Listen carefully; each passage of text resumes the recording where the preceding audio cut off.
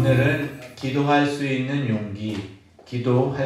용기 말씀의 제목으로 함께 은혜 나누도록 하겠습니다. 세상에 그 어떤 일을 하기 위해서는 용기가 필요한 것 같습니다. 내가 하루를 살아갈 수 있는 데에도 용기가 필요해요. 누군가에게 무엇인가 말을 할 때에도 말할 수 있는 용기가 필요합니다. 또는 진실 앞에 설 수 있는 용기가 필요해요. 나 자신을 스스로 바라볼 수 있는 용기, 죄를 포기할 수 있는 용기, 그 어떤 상황에도 하나님께 기도할 수 있는 용기, 우리는 그 용기를 계속 바라고 살아가는 존재들인 것 같습니다. 오늘 본문에 나타나는 주인공 사무엘이 그런 사람이에요.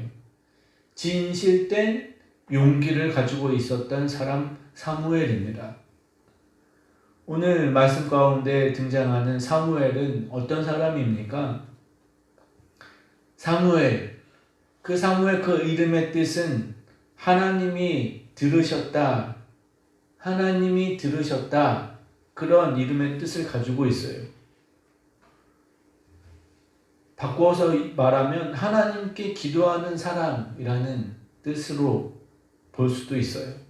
하나님께 기도함으로 그 기도를 들으시는 하나님. 또 사무엘은 이스라엘의 최후의 선지자였습니다. 최후의 선지자 사무엘이었어요. 마지막 선지자라는 의미이죠. 사무엘이 살아가던 그 때에는 하나님이 통치하는 그 신정 정치에서 이스라엘 백성들이 우리에게도 왕을 주십시오. 그래서 왕정 정치가 시작되는 시대였습니다. 이스라엘의 초대 왕이 누구였습니까? 사울 왕이지요. 사울 왕을 초대 왕으로 세우면서 왕정 정치가 시작되었던 것이에요. 사무엘은 그 하나님의 통치와 또 이스라엘의 왕의 통치, 그 사이를 넘어가는 과도기에 하나님께서 사무엘을 세우시고 사무엘을 쓰신 하나님의 선지자, 이스라엘의 최후의 사사 사무엘이었습니다. 그의 삶은 굉장히 청렴하고 결백하였던 사람이에요. 청렴결백한 선지자, 또 이스라엘의 지도자였습니다. 사무엘을 평가하길 그는 모세 다음으로 대표적으로 하나님 앞에 세워진 지도자였으며 선지자였음을 말씀을 통해서 발견하게 되는 거예요. 시편 99편 6절 말씀에 그것을 증거하고 있습니다. 시편 99편 6절 같이 한번 읽어보겠습니다. 시작. 그의 제사장들 중에는 아론이 있고 그의 이름을 부르는 자들 중에는 사무엘이 있도다. 그들이 여호와께 간구함에 응답하셨도다. 아멘. 여기서 말씀하고 있는 것처럼 모세와 아론, 그 다음으로 사무엘이 있도다. 이렇게 말씀 가운데 증거하고 있지 않습니까? 사무엘은 이스라엘 역사상 굉장히 중요한 인물 중에 한 사람이었습니다. 그 사무엘이 그의 인생을 걸고 이스라엘의 운명을 바꾸어 나가는 모습을 오늘 말씀을 통해서 우리는 역력히 발견할 수 있는 것이에요. 자신의 인생뿐만 아니라 이스라엘의 운명을 이끌어갔던 사무엘, 그 사무엘의 용기는 무엇이었는지 말씀을 통하여 은혜를 찾아보길, 은혜 받고 그 삶을 찾아보길 원합니다. 첫 번째로 사무엘은 하나님을 믿는 용기를 가지고 있었습니다. 하나님을 믿는 용기. 같이 한번 하겠습니다. 하나님을 믿는 용기입니다. 하나님을 믿는 용기입니다. 여러분 하나님 믿으십니까? 아멘. 아멘. 20절 말씀에 그렇게 이야기합니다. 같이 한번 읽어보겠습니다. 20절입니다. 사무엘이 백성에게 이르되 두려워하지 말라. 너희가 과연 이 모든 악을 행하였으나 여호와를 따르는 데에서 돌아서지 말고 오직 너희의 마음을 다하여 여호와를 섬기라. 같이 한번 다시 읽어보겠습니다. 사무엘이 백성에게 이르되 두려워하지 말라. 너희가 과연 이 모든 악을 행하였으나 여호와를 따르는 데에서 돌아서지 말고 오직 너희의 마음을 다하여 여호와를 섬기라. 할렐루야. 할렐루야. 마음을 다하여 여호와를 섬기라. 이스라엘 백성들에게 요청하고 있는 것이에요. 사무엘이 살아가던 이 시대에 이스라엘 백성들은 하나님의 선민이었어요. 그런데 이방 바알 신들을 섬기고 우상들과 타협하면서 하나님과 점점 멀어지기 시작했습니다. 하나님을 잃어버리는 시대였습니다. 그래서 사무엘은 이방 신들을 다 버리고 너의 우상과 이방신들 다 벗어버리고 던져버리고 마음을 다하여 여호와를 섬기라 요청하고 있습니다. 그리고 미스바에 모이게 하고 거기서 기도회 부흥회를 하기 시작했어요. 금식을 하고 회개하는 기도를 요청하였던 것입니다. 사무엘상 7장 12절에 그것을 증거하고 있습니다. 같이 한번 보시면 사무엘이 돌을 취하여 미스바와 센 사이에 세워 이르되 여호와께서 여기까지 우리를 도우셨다 하고 그 이름을 에베네셀이라 하니라. 할렐루야. 사무엘은 이스라엘 백성들에게 여기까지 나를 도우신 하나님, 그 에베네셀의 하나님을 기억하라 요청하고 있습니다.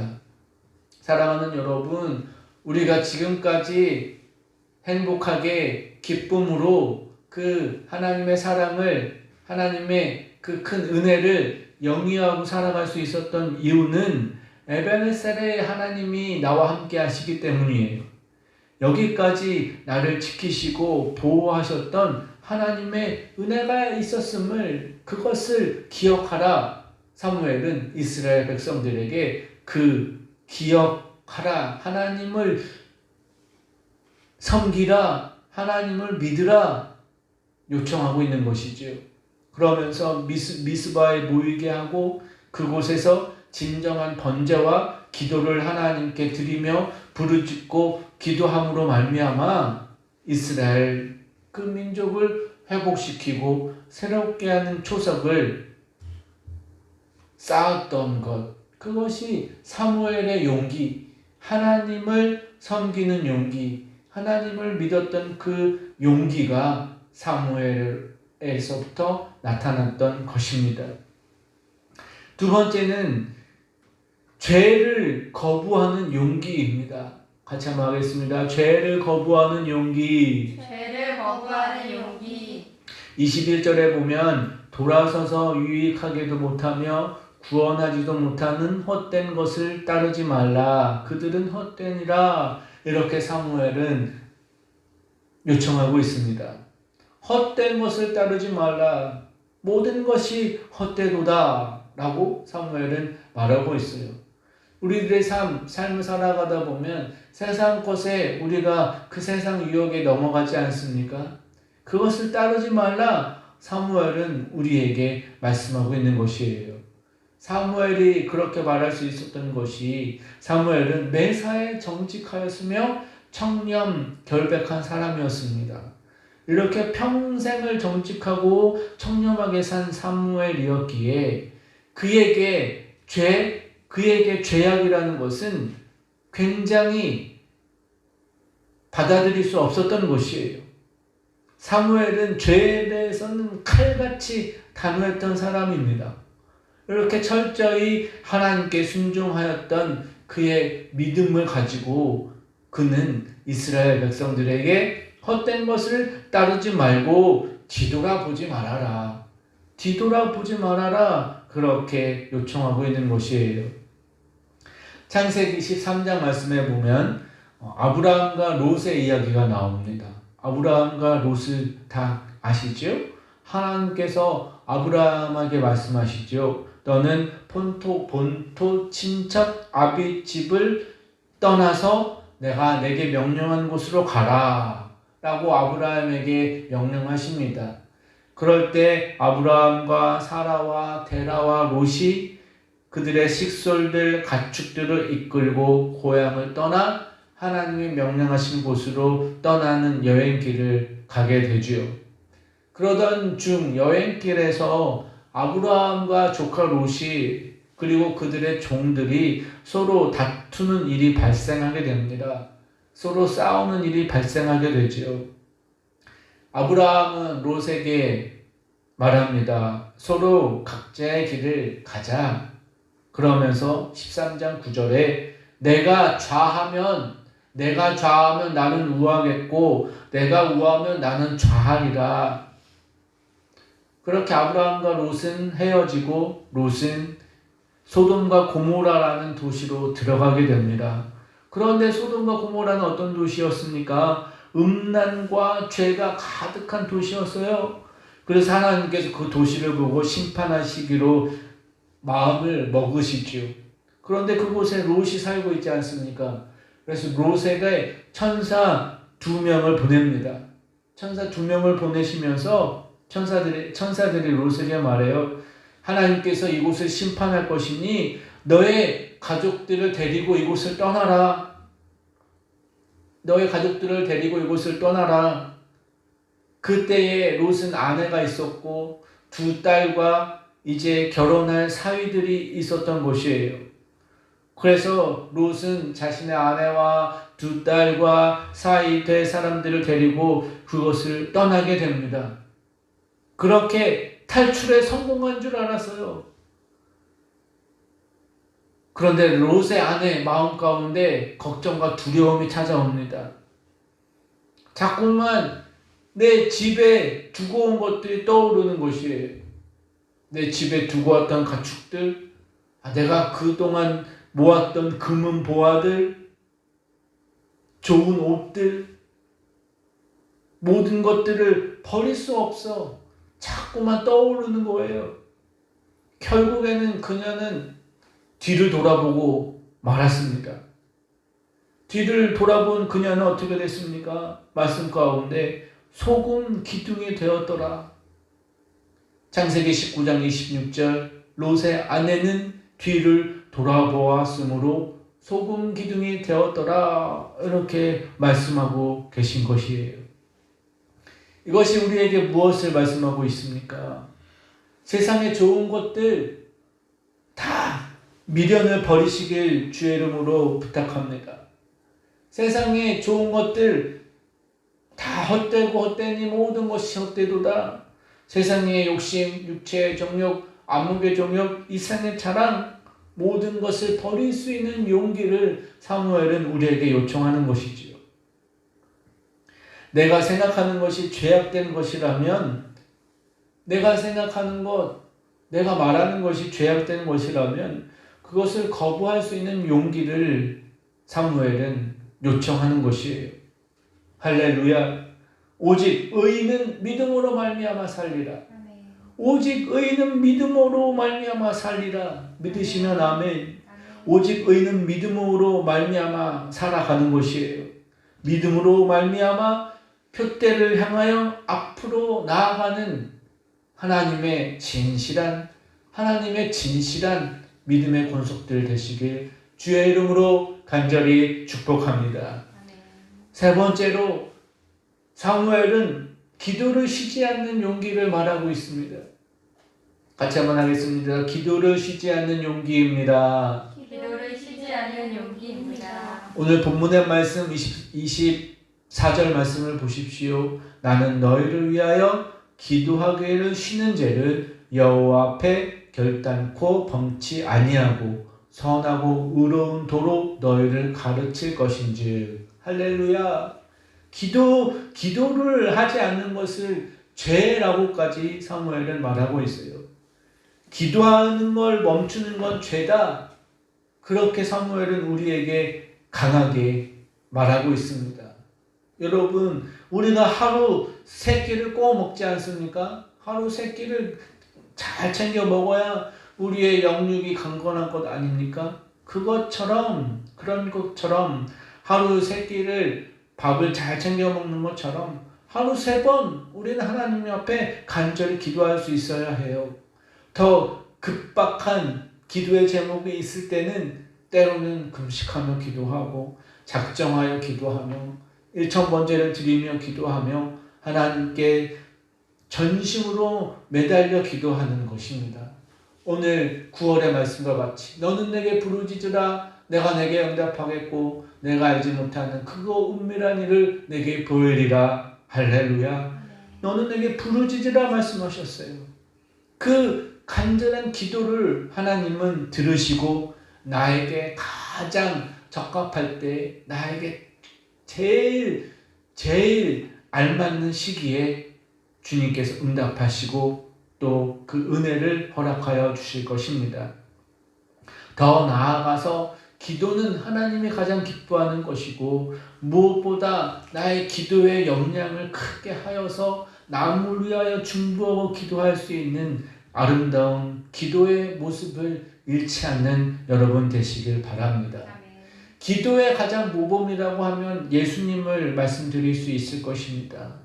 누가복음 22장 44절 말씀 같이 한번 읽어보겠습니다. 누가복음 22장 44절입니다.